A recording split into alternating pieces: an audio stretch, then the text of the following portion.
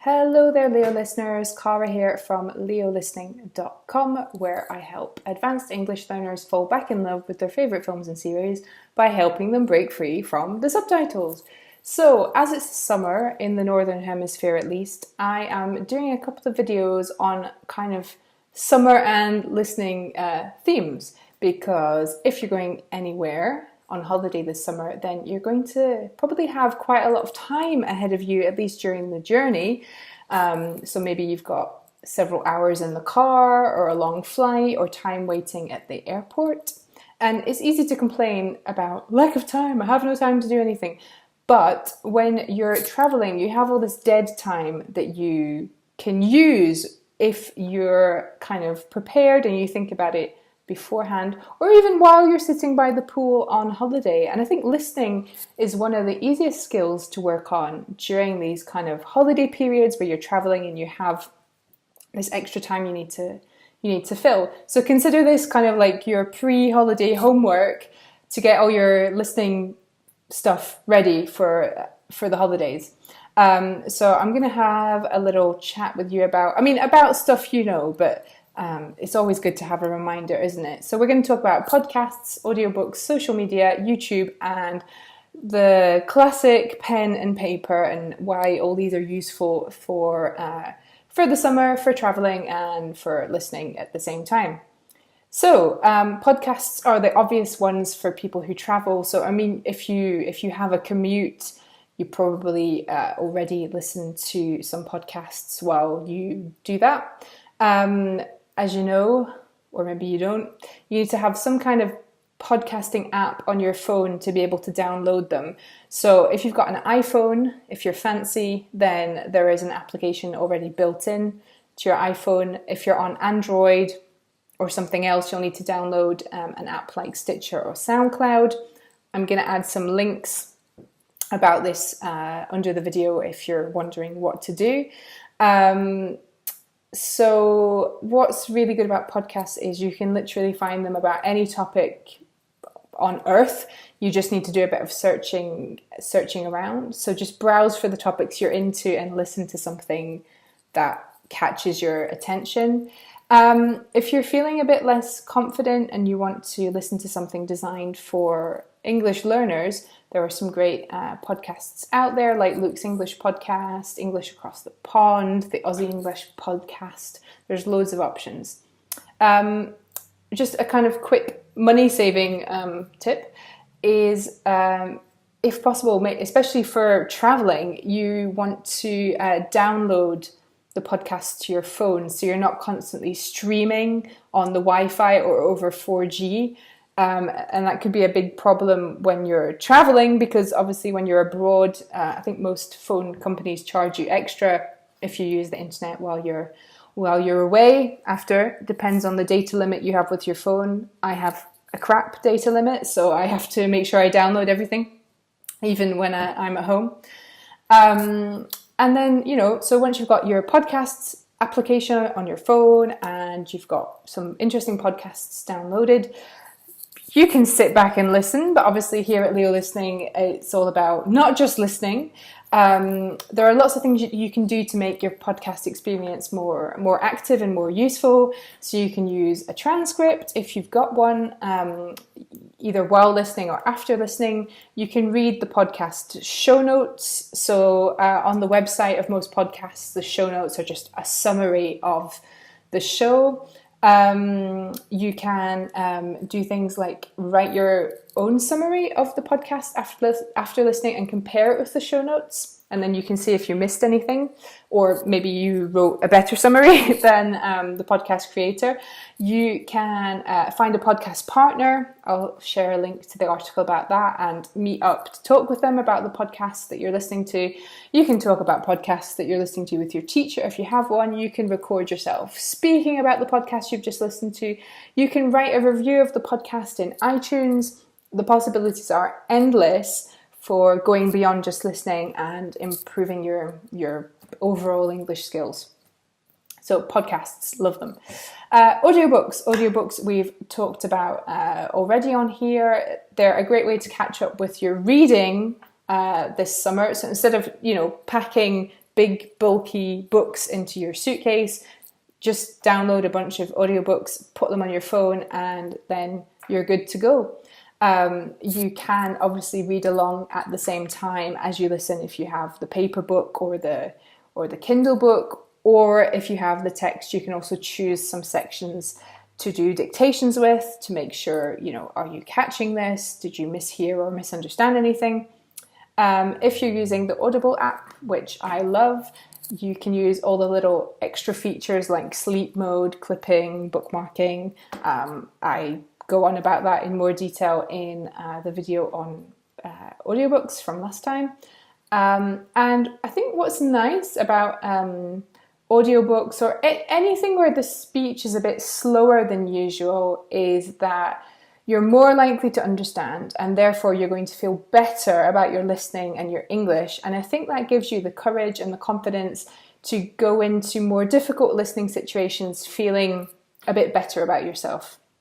I think it's important to give yourself opportunities to feel good about your listening by listening to something easier, and then you're going to be more bold and audacious and allow yourself to go into more difficult situations. Anyway, well, that's how I see the psychology of listening to something more slow.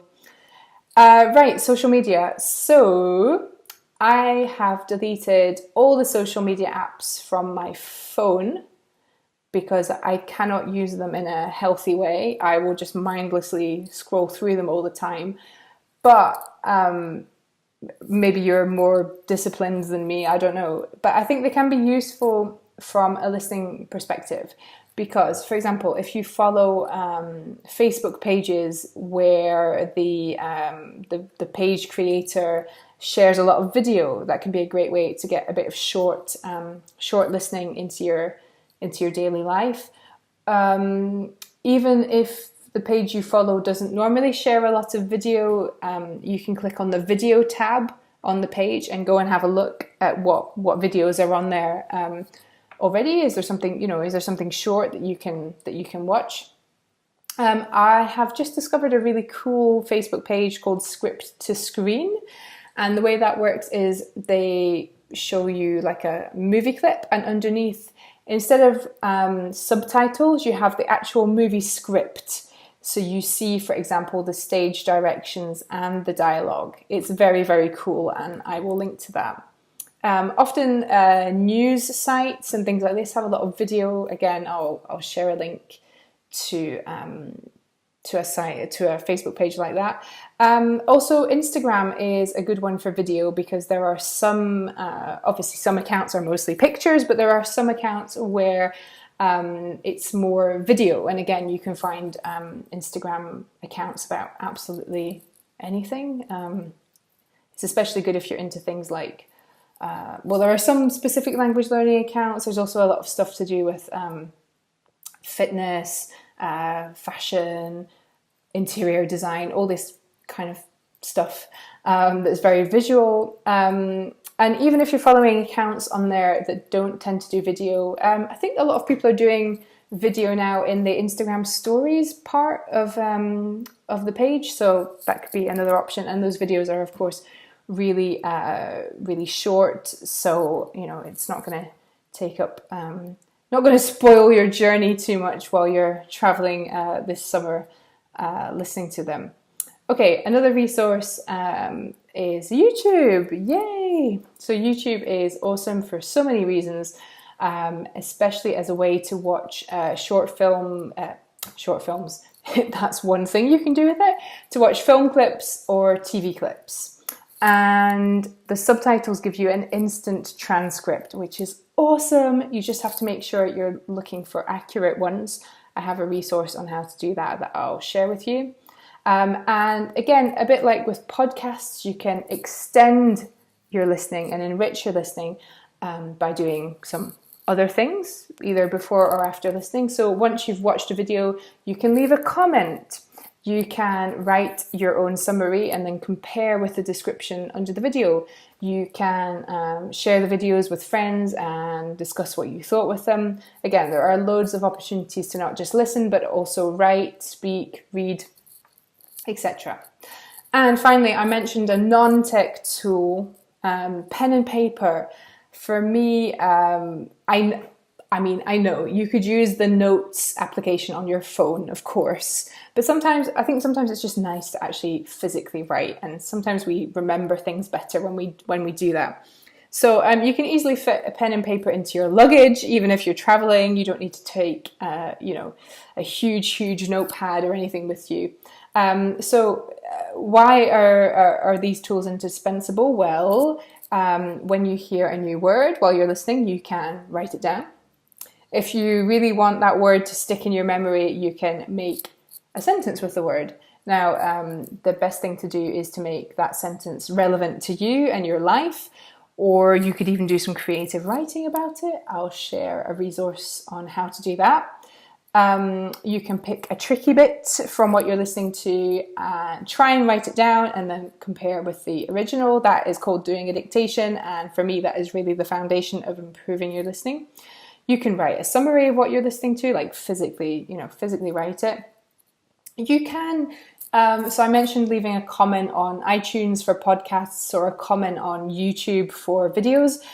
You could just write that on paper. So even if you don't publish it, like the act of writing it, it kind of makes you organize your thoughts about what you've just listened to and what you thought of it.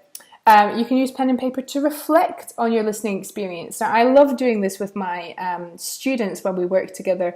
We do things like we assess, my students do it. They write down, how much they think they understood of the video, how they feel kind of a few days after watching it, or how they feel after watching it again, what's improved, what's still difficult. So for me, that reflection part is also a really, really important aspect of improving your listening. How are you feeling? What's improving? What do you still need to do?